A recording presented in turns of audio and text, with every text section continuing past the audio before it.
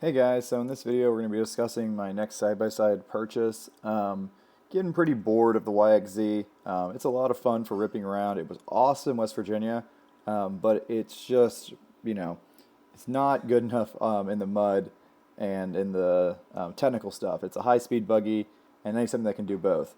I do love the suspension, the tunability, the handling, just the speed. It's very exciting how it revs, but no low range is a killer, and even if I put the lowest gears possible in it, it's still not low enough for what I need. So I'm going to go ahead and get rid of it. Um, I'll probably post it for sale in a couple days if anyone's interested, and it'll be on Facebook Marketplace, but whatever. So the next ones I'm looking at, I want something that's more of a sport utility. I had been thinking about getting a 2022 Pioneer 1000. I had one on order. That order got delayed several times, and now that they're starting to come in, my order, I don't know if they're going to get fulfilled because they're all going over MSRP, and my order's MSRP, and the dealership's kind of jacking me around. So I did have a totally refundable deposit on it, so I'm probably not going to get one. The reason I don't want a Pioneer 1000 is because there was one with us in West Virginia, and just compared to a Talon, not nearly as capable even with this Fox suspension.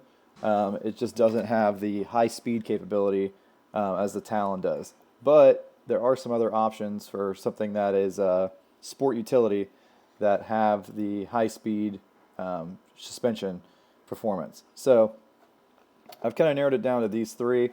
The new Commander XMR, if I'm going to get a Can-Am, it's going to be factory snorkeled. They're just super annoying to snorkel, and they do a pretty good job from the factory. Yes, you got to go through everything with a fine-tooth comb because they leave stuff loose all the time, but I like how the plumbing works on it, and their XMR kits for the side-by-sides aren't that bad of a deal.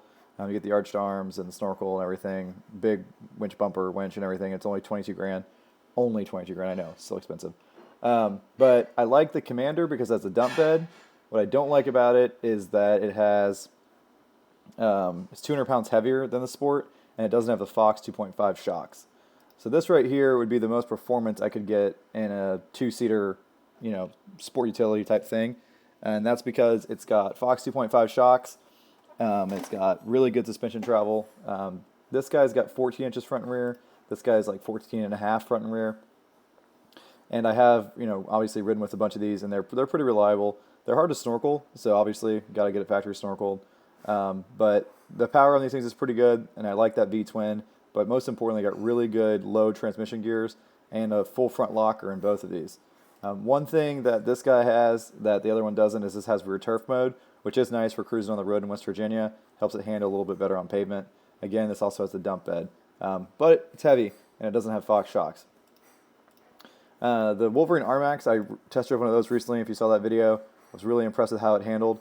I would get a two-seater just because the back seats are kind of squishing your legs for a four-seater, and I don't like how top-heavy these four-seaters are. And also, if you get the two-seater, you get longer rear shocks because they don't have to be shorter to make room for seats, and you get 17 inches of rear suspension travel, which is more than the Can-Ams. This does have a better front differential. It's a real locker, not a friction type locker like the Smart Lock, which I like. And this thing, you can upgrade it. This is a base model, but obviously I'd upgrade it with the drive modes because that's a nice thing to have. Has a full dump bed.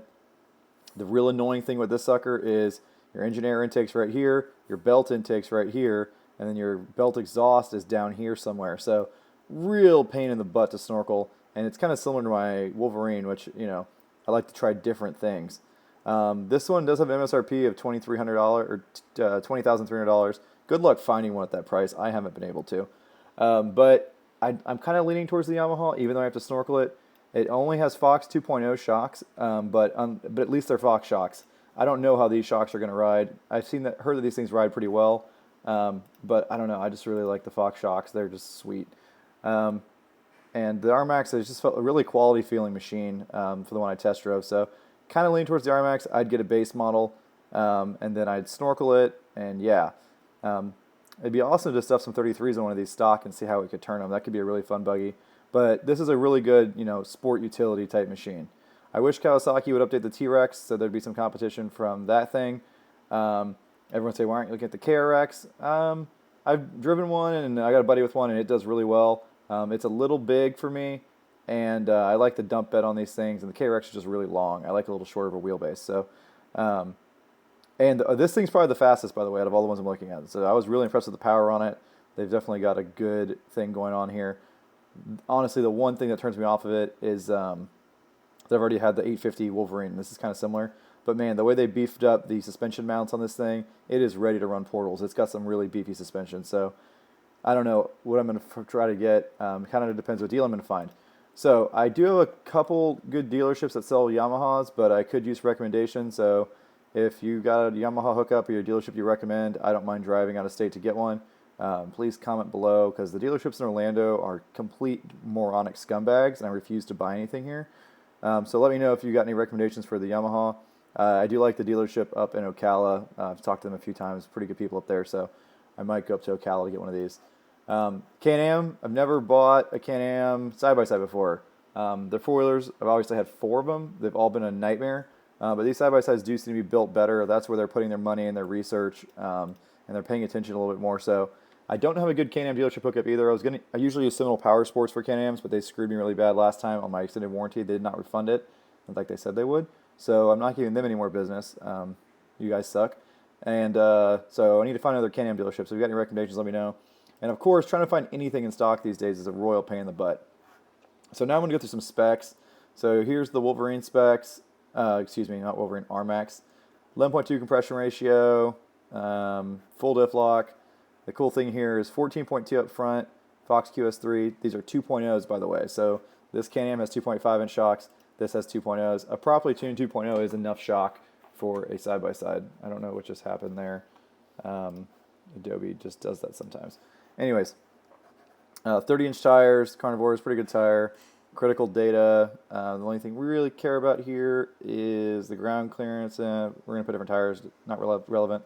Wet weight, 1,845 pounds. So the sucker is kind of heavy compared to like a Talon. So I've got the Can-Am specs downloaded. I'm going to zoom these in so you can see them. These are mostly BS, but you get down here, you've got your front diff lock. Like I said, it's not quite as good as the Yamaha's. 14 inches of travel, front and rear. Twin tube gas charged shocks.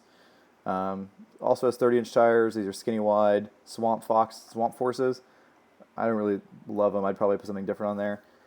This one says its dry weight is 1,800 pounds, so you can bet that Can-Am is lying, and it's probably 2,000 pounds, and this thing is heavier than the Yamaha. But it does have good towing capacity and all that stuff.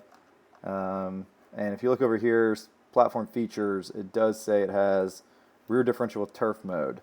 And it also mentions that over here somewhere. Yeah. Anyways, so that's that one. And then here's the Sport XMR, which is a very similar chassis. If you look at the specs, it's the same wheelbase and width and everything like that. So you know they're using the same engine, transmission, frame, etc. for the most part. This one's a lot lighter, 1,617 pounds, dry weight, and a lot of the same specs. Oddly enough, I think this one also says it has, front and rear diff lock. I'm pretty sure that's a typo, and this thing does not have a rear turf mode. I think they delete that for the Sport XMR.